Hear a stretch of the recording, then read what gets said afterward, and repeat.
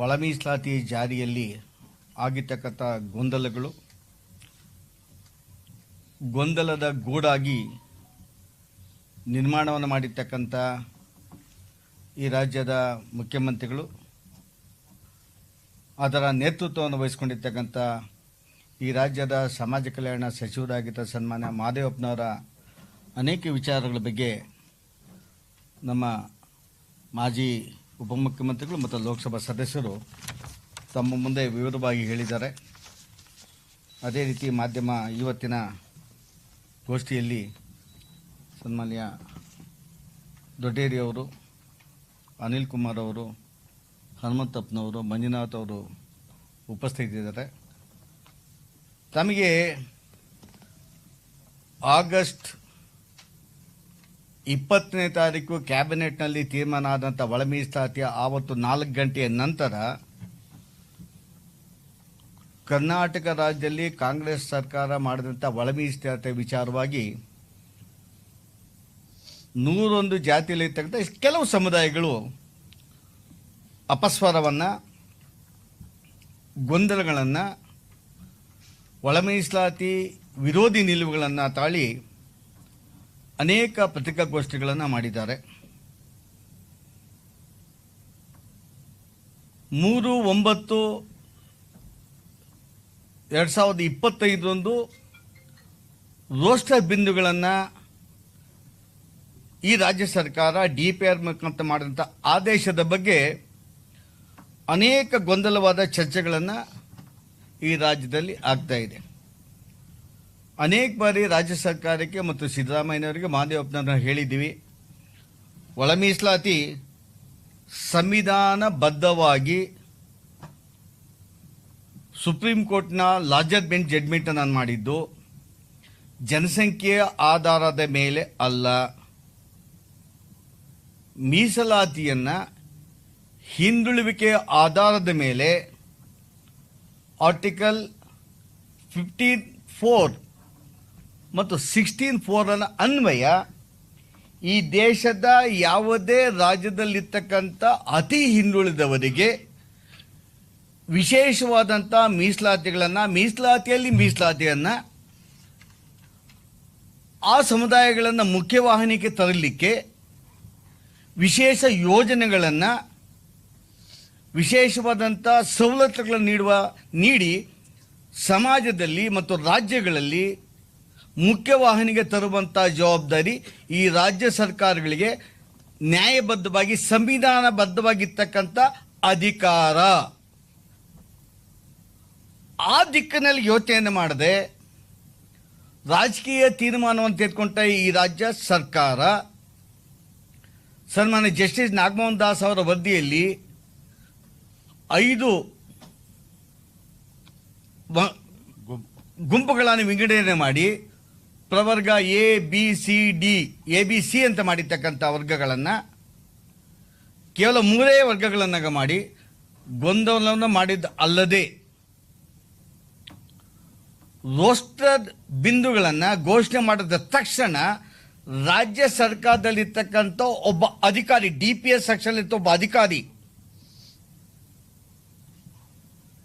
ಏನು ABಯಲ್ಲಿರ್ತಕ್ಕಂಥ ಗೊಂದಲ ನಿವಾರಣೆಗೆ, AD ಆದಿ ಅಂತ ಗೊಂದಲ ನಿವಾರಣೆಗೆ ಸರ್ಕಾರ ಆದೇಶ ಬಂದಾಗ ಈ ಆದೇಶವನ್ನು ಜಾತಿವಾರು ದುರುಪಯೋಗವನ್ನು ಮಾಡಿಕೊಳ್ಳಬೇಕು ಅಂತೇಳಿ ಒಂದು ವೇದಿಕೆಯಲ್ಲಿ ಒಬ್ಬ ಅಧಿಕಾರಿ ಪ್ರಕಟಣೆಯನ್ನು ಮಾಡ್ತಾರೆ.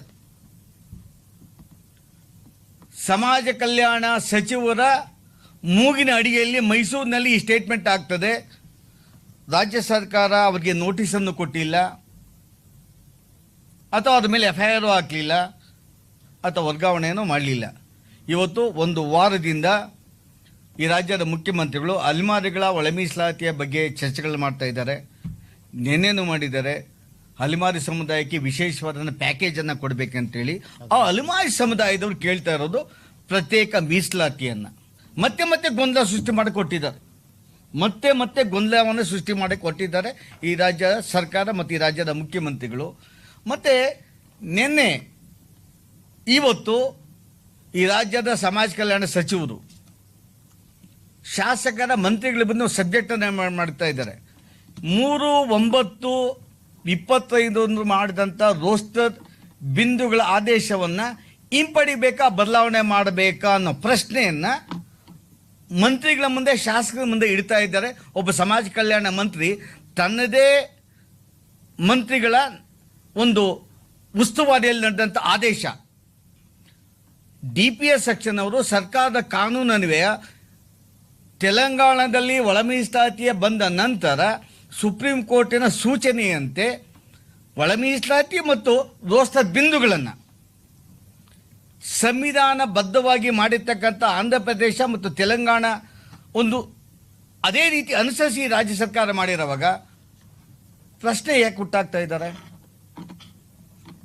ಇದು ನಮ್ಮ ಪ್ರಶ್ನೆ ಇದೆ. ಇಡೀ ರಾಜ್ಯದಲ್ಲಿ ಒಳ ಮೀಸಲಾತಿ ಆದಮೇಲೆ ಕಾಂಗ್ರೆಸ್ನ ಅನೇಕ ಶಾಸಕರು ಹಾಲಿನ ಅಭಿಷೇಕ ಮಾಡಿದ್ರು. ಹಾಲಿನ ಅಭಿಷೇಕ, ಒಳ ಮೀಸಲಾತಿ ಜಾರಿಯಾಗ್ಬಿಟ್ಟಿದೆ, ಎಲ್ಲ ವಿಜಯೋತ್ಸವ ಆಚರಣೆ ಮಾಡಿ ಹಾಲಿನ ಅಭಿನಾಶ ಮಾಡಿ ಮತ್ತೊಬ್ಬ ಅಂಬೇಡ್ಕರ್ ಅಂತ ವಾದಗಳನ್ನು ಮನ್ನಣೆ ಮಾಡಿದ್ರು. ಆದರೆ ಈ ರಾಜ್ಯದ ಮಾದಿಗರ 30-35 ವರ್ಷಗಳ ಹೋರಾಟಕ್ಕೆ ಮತ್ತೊಮ್ಮೆ ಬ್ರೇಕ್ ಬಿದ್ದಿದೆ. ತಾವು ಮಾಡಿದಂಥ ಆದೇಶ ಗೊಂದಲ. ಒಂದು ಸಮುದಾಯ ಹೈಕೋರ್ಟ್ ಮೆಟ್ಲನ್ನು ಹಿಡಿದಿದೆ. ಹೈಕೋರ್ಟ್ ಮೆಟ್ಲಿದ್ದಾಗ ತಾವು ಮಾಡಿದಂಥ ಆದೇಶ ಪರವಾಗಿ ನಿಮ್ಮ ಅಡ್ವೊಕೇಟ್ ಜನರಲ್ ಆರ್ಗ್ಯುಮೆಂಟನ್ನು ಮಾಡಬೇಕಾಗಿತ್ತು.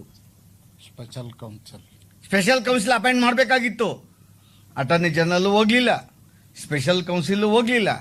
ಅಟ್ಲೀಸ್ಟು ಅರ್ಜಿ ವಿಚಾರಣೆ ಬಂದಾಗ ಸರ್ಕಾರದ ಪರವಾಗಿ ಒಬ್ಬರು ಧ್ವನಿ ಎತ್ತಲಿಲ್ಲ. ಅದು ಇವತ್ತೇನಾಯಿತು?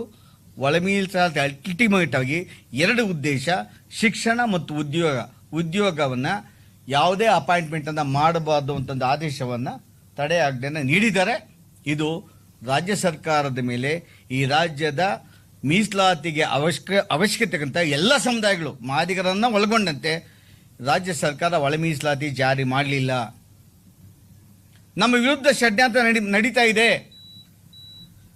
ಮತ್ತೆ ಈ ರಾಜ್ಯದ ಸಮಾಜ ಕಲ್ಯಾಣ ನಡೆಸೋರು ಮತ್ತೆ ರೋಸ್ಟರ್ ಬಿಂದುಗಳನ್ನು ಆಂಧ್ರ ತೆಲಂಗಾಣದ ಮಾದರಿಯಲ್ಲಿ ಜಾರಿ ಮಾಡಬೇಕು. ಇವತ್ತಿಗೂ ತಾವು ಸರ್ವಿಸಲ್ಲಿ ರೋಸ್ಟರ್ ಬಿಂದುಗಳನ್ನು ಕೊಡುವ ಆದೇಶ ಮಾಡಲೇ ಇಲ್ಲ. ಅಂದರೆ ನಮ್ಮದೊಂದು ಪ್ರಶ್ನೆ ಮಾದೇವಪ್ಪನವರೇ, ಸನ್ಮಾನ್ಯ ಸಿದ್ದರಾಮಯ್ಯನವರೇ, ರೋಸ್ಟರ್ ಪ್ರಮೋಷನ್ ಬಿಂದುಗಳು ಕೇವಲ SDC, FDC, D group, C ಗ್ರೂಪ್ಗಳಿಗೆ ಬರೋದು. ಕ್ಲಾಸ್ 1ಗಲ್ಲ. ನಾವು ಕ್ಲಾಸ್ 1 ಪ್ರಮೋಷನ್ ಕೇಳ್ತಾ ಇಲ್ಲ, ಅದು ಅನ್ವಯಿಸೋದಿಲ್ಲ. ನಮ್ಮ ಸಮುದಾಯಗಳು ಒಂದು ಕೆಳಹಂತದ ಅಧಿಕಾರವನ್ನು ಅನುಭವಿಸೋದಕ್ಕೂ ನಿಮಗೆ ಇಚ್ಛಾಶಕ್ತಿ ಇಲ್ಲ ಅಂದರೆ ಕ್ಲಾಸ್ 3, ಕ್ಲಾಸ್ 2 ನೀವು ಯಾರ ವಿರುದ್ಧ ಇದ್ದೀರಾ?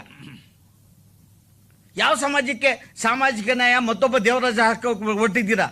ಯಾವ ಸಮಾಜಕ್ಕೆ ನ್ಯಾಯ ಕೊಟ್ಟು ಮತ್ತೊಬ್ಬ ದೇವರಾಜ ಸಾಕ ಕೊಟ್ಟಿದ್ದೀರಾ? ಖಂಡಿತವಾಗ್ಲೂ ನಿಮಗೆ ಶೋಭೆ ತರೋದಿಲ್ಲ. ಕುರ್ಚಿಯ ಬಗ್ಗೆ ಹೋರಾಟಗಳು ನಡೀತಾ ಇದೆ.